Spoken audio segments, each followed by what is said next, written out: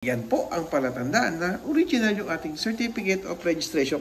Hello mga kaibigan, malalaman natin kung original o Xerox o photocopy yung CR ng motor na bibili natin sa bagong Certificate of Registration. Ito mga kaibigan yung bagong Certificate of Registration. Gantong kalaki po, di ba? Alam naman natin na halos isang buong bond paper na yung ating Certificate of Registration. Tinalikod ko lang kasi nga po is para maprotektahan ko lang o privacy ng ating mga dokumento.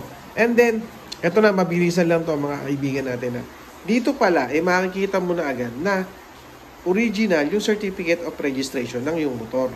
Kapag inilawan mo po siya, ayan no, kita mo, at makikita ninyo na meron siyang parang guhit-guhit na ganyan. Okay? So mga kaibigan, ito pala yung palatandaan o yung mga dapat natin tandaan para malaman natin na original yung ating Certificate of Registration na bibilhin. Ayan o, kita nyo naman, di ba? Ayan o. Yan po ang palatandaan na original yung ating Certificate of Registration. Kasi totoo naman, original po ito. Ito po yung ating CR sa ating motor. At ito naman yung kanyang photocopy. Yan o.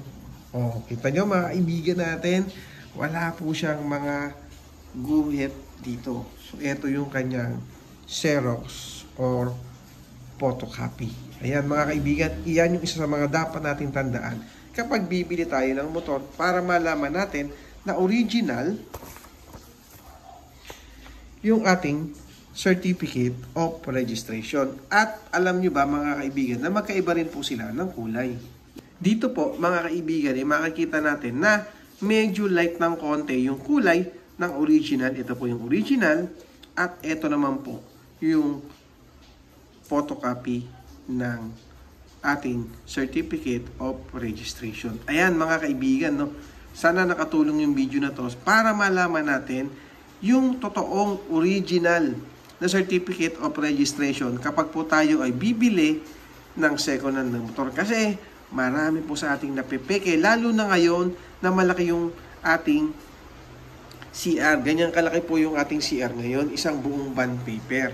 Kaya marami po sa atin ang nalilito or nahihirapan kung ano talaga yung original na Certificate of Registration. Kasi alam naman natin at alam din ninyo na kapag Xerox, photocopy, na katulad nito, yung nakuha natin na CR sa ating motor na binili, ay napakahirap pong magpalipat ng pangalan or ipalipat sa pangalan natin yung motor na nabili natin. Ito yung tinatawag natin na change of ownership. Okay? So yun mga kaibigan, ito lang yung nakita ko kasi talagang hinanap natin kung paano ako makakatulong sa inyo para malaman natin na original yung Certificate of Registration na bibili natin na second hand na motor. Kayo, i-check nyo din sa mga motor ninyo kung ito ba talaga ay original or fake or Xerox yung nabili nyong second hand na motor. Okay? Yan o. Check nyo mabuti sa inyo. Tingnan mo. Ito, medyo maputla.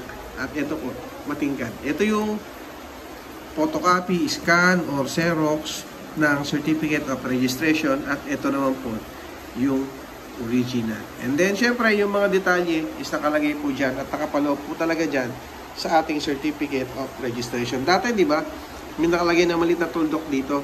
Ito po yung katunay na original yung ating CR. Pero ngayon, wala na dyan. At yung QR code naman to, hindi po natin na-scan to. So, mahirap pong i-scan yan. Okay? So, ayan lang mga kaibigan. So, short video lang tayo. Sana nakatulong uli ang video na to para malaman natin na original at Xerox yung ating Certificate of Registration. Okay? Yun lang. Maraming salamat. Thank you.